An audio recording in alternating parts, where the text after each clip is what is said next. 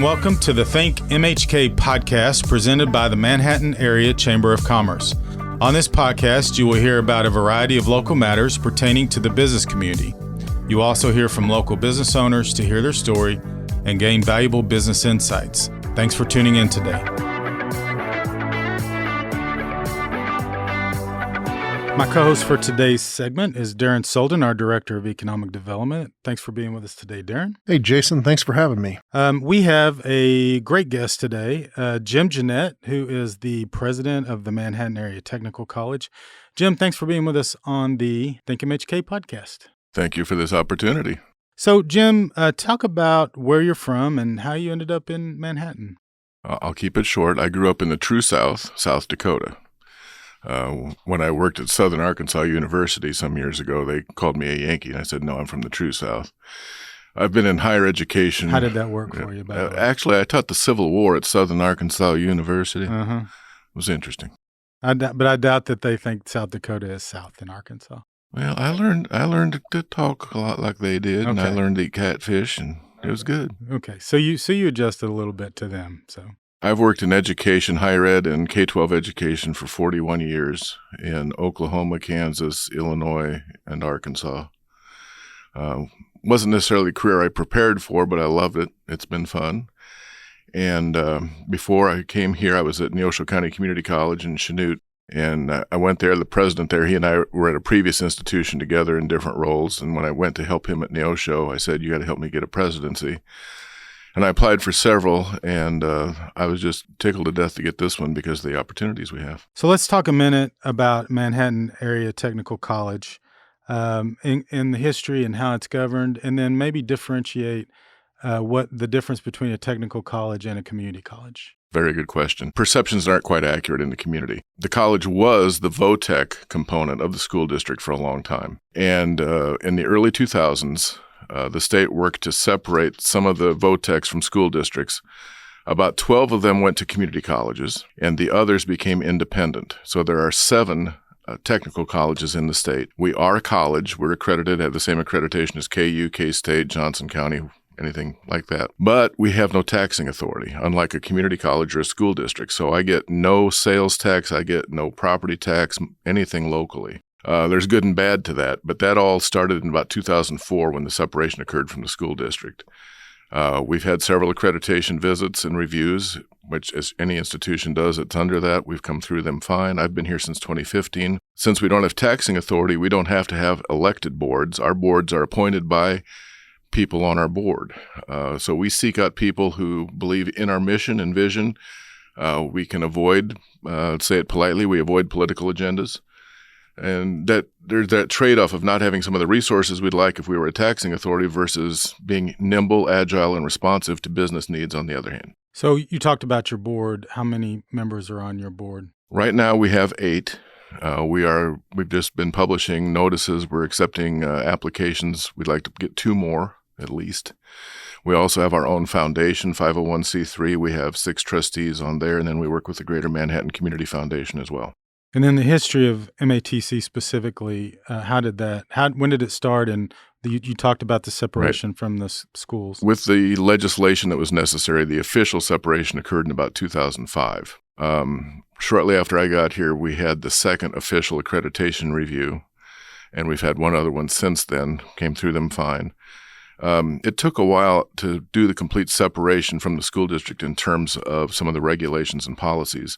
Under state statute, we're still under those, even though we're not a USD. So over the years, we keep kind of weaning that out, working with the legislature, working with our faculty, our own policies and procedures. That's been one of the most significant internal things, is kind of making that separation complete, because we don't have those resources. We can't always abide by those policies. And real quick, most people who are listening to this podcast will know, but your location and then your facilities. Right. We're on Reith and Dickens over on the west side of town with the help of Evergy. They purchased some property from us to put in a substation, so we have a very nice visible entrance now. We have about 88,000 square feet of facility space on our campus right across from Seco Park.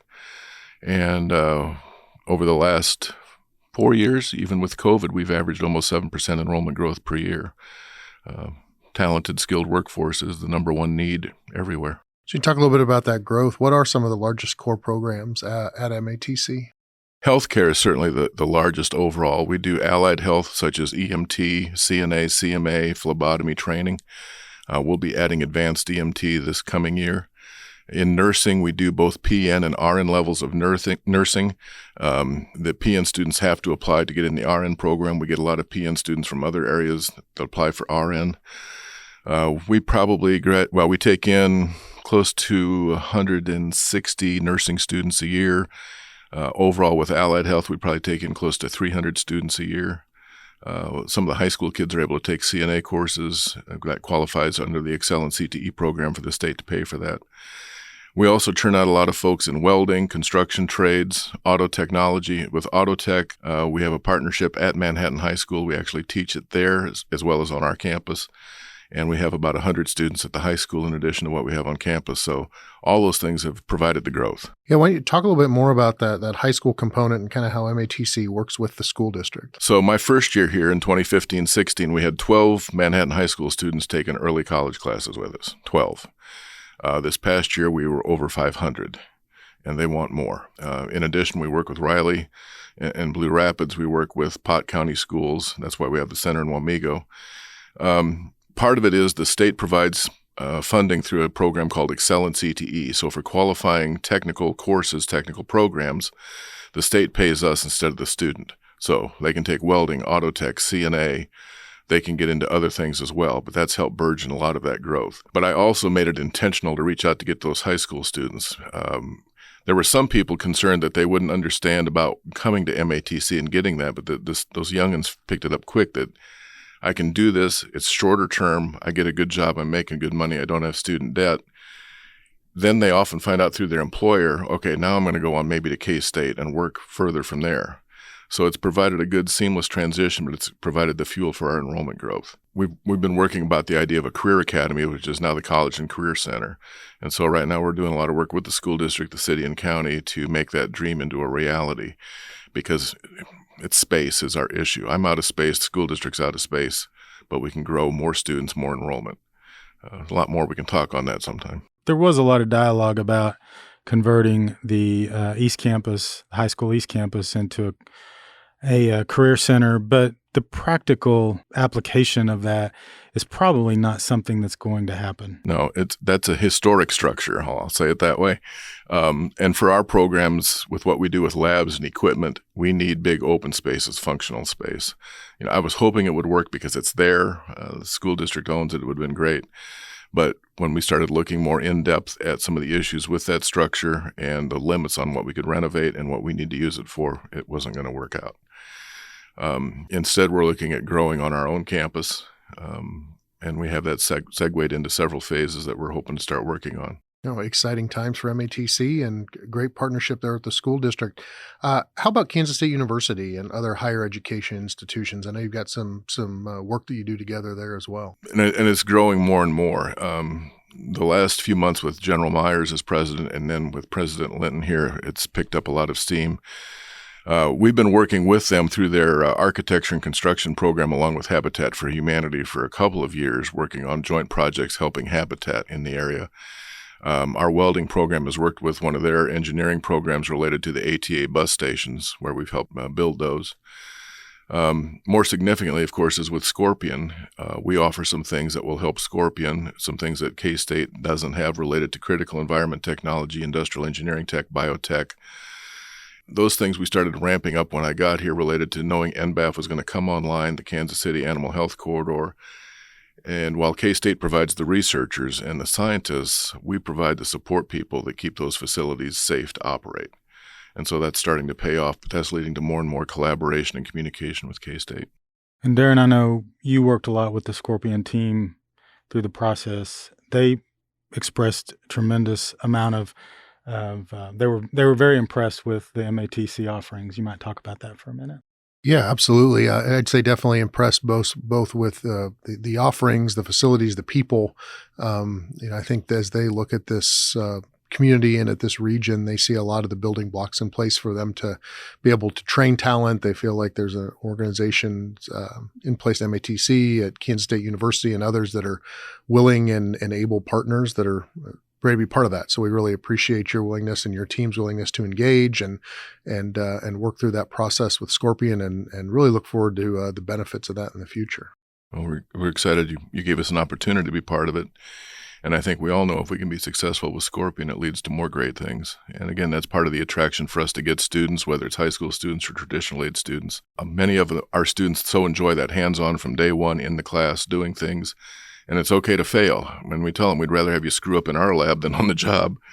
But they learn those activities, they learn those procedures, and it's been fun. You know, we should ask you this earlier, and you talked about the number of high school students, but overall, how many students do you have at MATC? We have around 1,200. Right now, it is probably, we have about 500, well, almost 600 that are high school students taking early college with us overall. So it's about 50-50. A lot of our students are there for 1 year. We do a lot of certificates. We can do Associate of Applied Science degrees, but many of our students get a certificate. With tech programs, they all have an internship, and so employers are recruiting them almost from day one, and they have a chance to go make pretty good money without worrying about an associate degree. An example is we teach people to be electric linemen. It's a 1-year program, starts in January, ends in December. In the summer, they spend time working with one of the area power companies.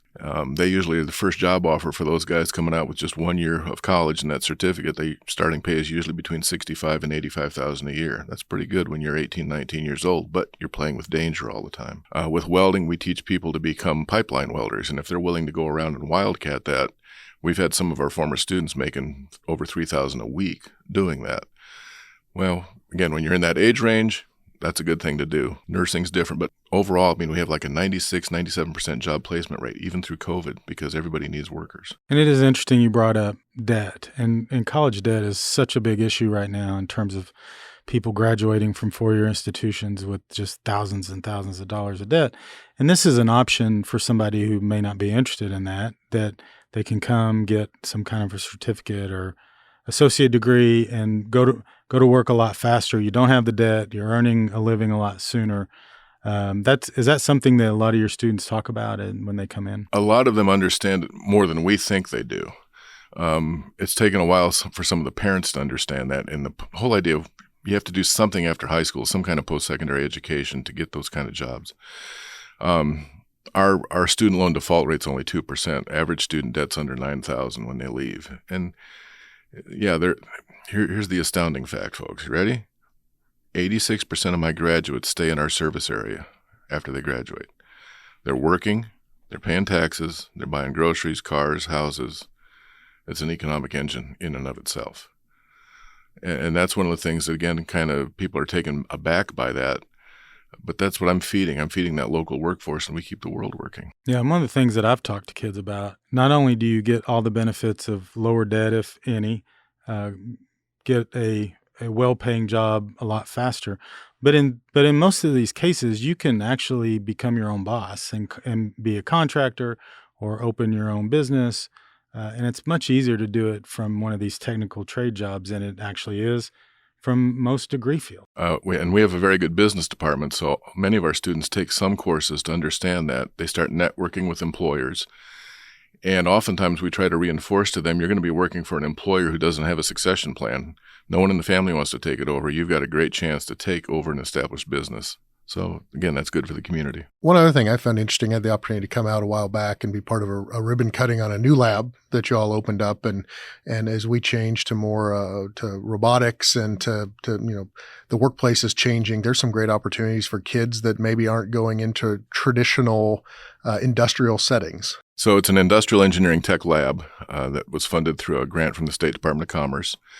We work with a group called NC3, the National Coalition of Certification Centers, which was started by Snap-on Tools. So there are several Fortune 500 companies that are part of this group. And what they do is they work with two-year colleges and schools so that we learn their curriculum, if you will. We have a train-the-trainer process for our faculty.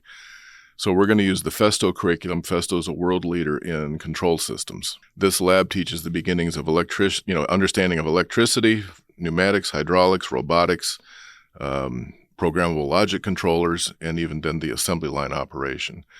A lot of what we've done with that, with critical environment technology and information networking tech, is all related to smart systems, smart buildings, because that's how everything is going to work that isn't already. And you get to an operation like Scorpion or NBAF, BRI, and we worked a lot with BRI in setting some of this up. It's that understanding of how somebody, whether it's an HVAC, networking tech, construction trades, understands how these systems all come together and what you have to do to either fix a problem or improve something. And so I'm pretty proud of the fact we're a leader in helping to do a lot of that training, and a lot of people are just blown away with what we can do. We're not teaching people how to change oil anymore. No, you're learning how to run a factory and the system that runs that factory. It's fascinating stuff. So you've actually accomplished a lot. Tell us a little bit more about some of your highlights of your tenure at MATC. I tell people all the time, I have the greatest job in the world. I've worked for universities. I've worked for community colleges. This is the most and quickest direct impact on changing people's lives. So my highlights are commencement every year, and our commencements are a party. I tell people, no golf claps. You're going to cheer. You can't do anything obscene, profane, or no air horns in somebody's ear. Other than that, anything goes. I'm out. and it's fun when we have different people come and speak at our ceremonies, and they're just kind of blown away with it. And when we walk out, we don't walk out to pomp and circumstance. We walk out to Queen singing "We Are the Champions," because I'm a little rogue. But commencement every year is the highlights. We do two, one in December, one in May. Staying accredited and meeting those expectations, the program accreditations in nursing, auto tech, et cetera, the growth with the school districts, establishing our first off-campus center in Wamego. It's all cool things, but it's because of our board believing in what we're doing and faculty and staff that believe in what we're doing and are proud of what they do. I just get to hallucinate and tell the story. They do all the hard stuff. So we're following up real quick on the facility issue. You talked about doing the Career Center on campus. You've talked about Wamego. You have a pretty aggressive facility strategy. Maybe talk about what you've done the last few years and then what your plan is going forward. It started with our original building, which is about 60 years old, and a new roof that we needed a few years ago. The city has helped the college from time to time with some forgivable economic development loans, and we bought some modular units from the Chapman tornado and from Fort Riley with the new hospital. But we've always hit our targets, and the city was gracious enough to wipe out those forgivable loans so we could afford to finance a new roof on our main building.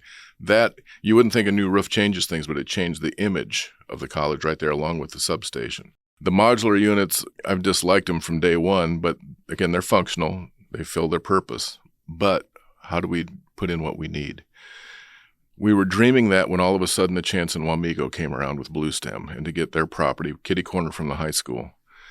And so, again, working with our board and a company that works with public entities, we were able to swing financing that property and renovating it through a combination of donations, grants, gifts, and a little bit of borrowing. So at Wamego, we have 3 buildings there, so we can do some gen ed, some basic IT networking stuff. Healthcare was the first thing we put in place with both CNA and EMT training. Our hope is after we finish our reapproval on nursing accreditation this fall is to go to the State Board of Nursing and add a PN cohort that can be based in Wamego. We'll be adding welding, electrician training there. Automotive tech is coming soon. Because you look at the school districts in Pot County, especially Wamego, Rock Creek, the growth is phenomenal. Highway 24, even before Scorpion's announcement, we know that's where things are going to go. We work with a local architecture company, and they looked at the 9th grade center, but then they looked at our property and came back with a plan. And it's a combination, of functional space.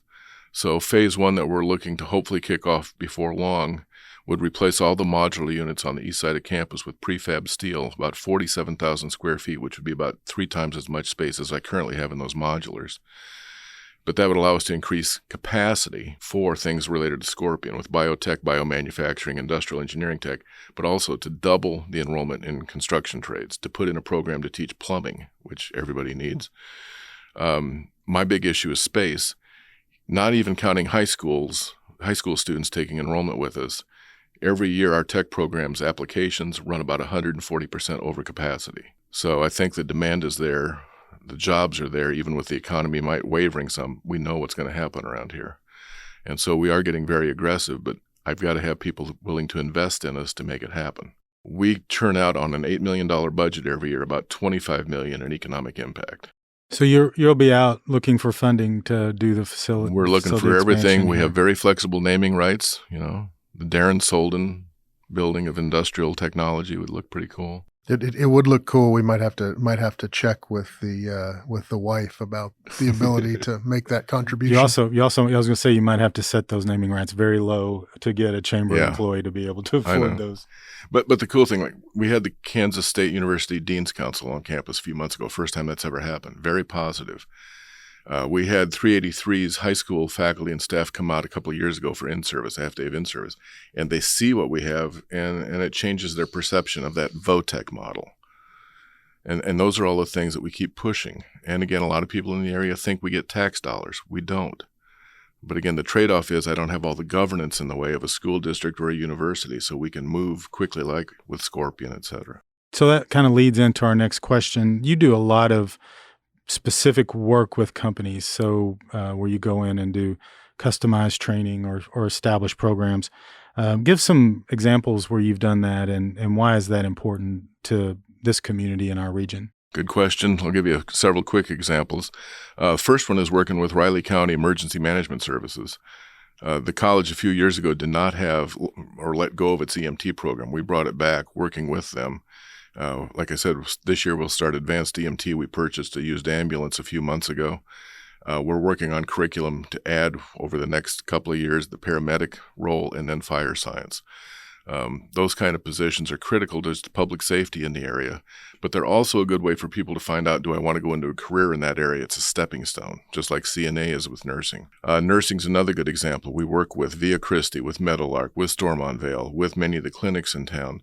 But all of our tech programs have advisory groups made up of these regional employers, so we get feedback. But they're not supposed to be a yes committee.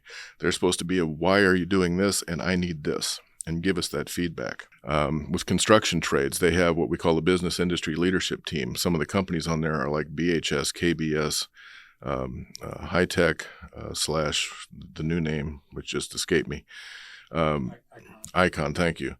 But those folks work with not just our teacher, but with our students. And so our students go to some of those job sites, see how things are done. Those employers come on our campus, use our lab, teaching how to do those things.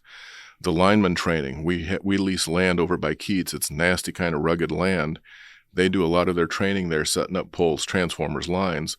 But then the power companies come there for a hotline camp every year. But it's also a chance to see, not just train their own people, but see our hot dog students and start recruiting them.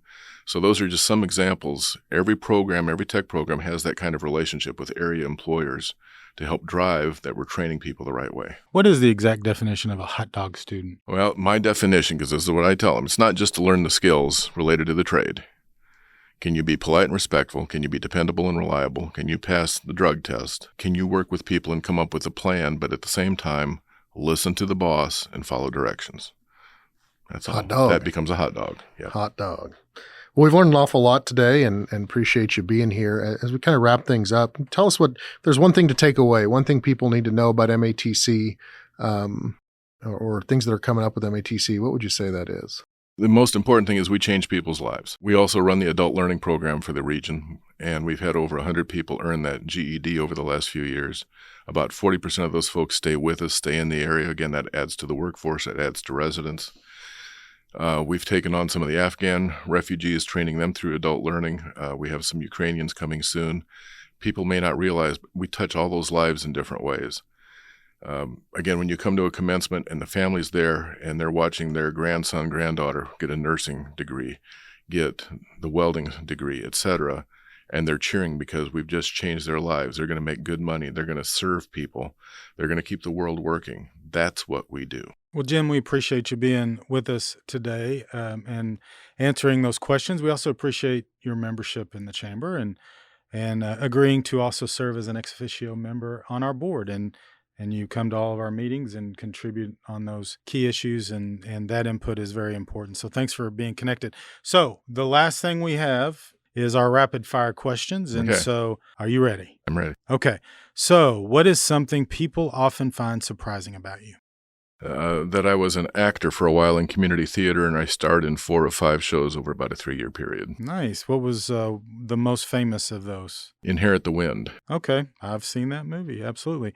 What are you currently reading or is your favorite book? Currently reading Ray Dalio, The Changing World Order, the guy who runs the Bridgewater Hedge Fund. It's quite informative and disturbing.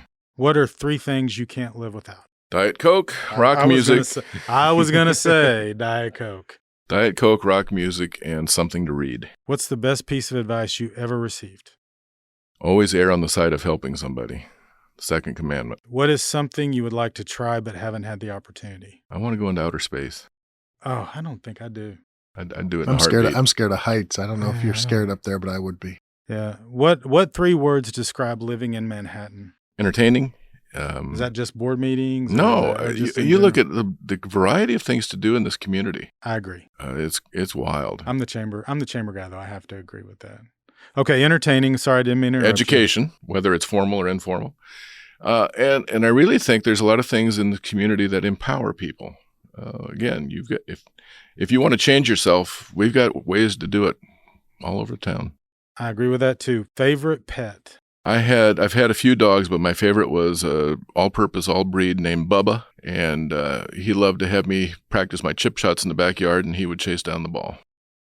That's a heck of a dog right there. He was great. My dogs don't do that. Okay, so this will be an interesting question because I know you're a rock aficionado.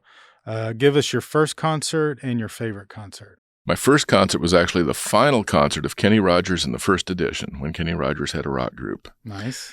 My favorite actually hit me last week because one of the members passed on at the age of 80, Seals and Cross from the mid-'70s. Yeah. Their concert was like being in a sound studio. Those guys were pretty talented. You can have dinner with any 4 people in the world. Who is on your invite list? Noah, because I really want to understand how they coped on the Ark. That is the first time I think I've ever heard Noah as an answer to that question. So. Well, I run a tech college, so I want to know about the construction of the Ark and the maintenance. I get it. Hey, listen, I get it. I get it. Critical environment, that was the original. Abe Lincoln, because I've always been fascinated with Lincoln. Another politician that a lot of people don't remember anymore, she led Israel through a couple of wars, Golda Meir. I think she's fascinating. And then I'd love to have a conversation with Vince Lombardi. Yeah, that would be interesting.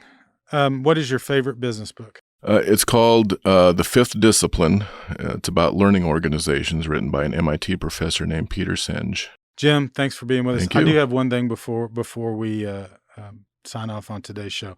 So you and I have Oklahoma in common. You lived in Oklahoma. I lived in Oklahoma. And you were at Northeastern Oklahoma and A&M. Are you and I the only 2 people in Manhattan that know how to correctly pronounce the name of the town that Northeastern A&M is in? Miami, Oklahoma. Miami, Oklahoma. Right. So for those of you out there, if you ever are in what looks like Miami, Oklahoma, if you're there, make sure you pronounce it Miami. Miami. The closing trivia on that was a site to train Royal Air Force pilots in World War II from England, and there are a few of them buried there that died in training accidents, and I worked with the veterans when I was at NAO. Wow. And that was really something. On a different subject, were there any famous football players there while you were there? Was Jeremy Shockey Jeremy there? Shockey was the main one. Okay. But we had a kid, didn't become as famous, but he had a very interesting name, and he was a great kid, but he played quarterback. His name was Cocaine Mothershed. So on that, I think we'll end today's episode of ThinkMHK podcast from the Ad Astracast studios. Thank you for being with us today. Thank you. Thanks, Jim. Thanks for listening to this episode of ThinkMHK, a podcast produced by the Manhattan Area Chamber of Commerce. If you enjoyed the ThinkMHK podcast, we'd love for you to subscribe and share it out on your social media channels. Feel free to reach out to us on Facebook, Twitter, or Instagram at the Manhattan Area Chamber of Commerce.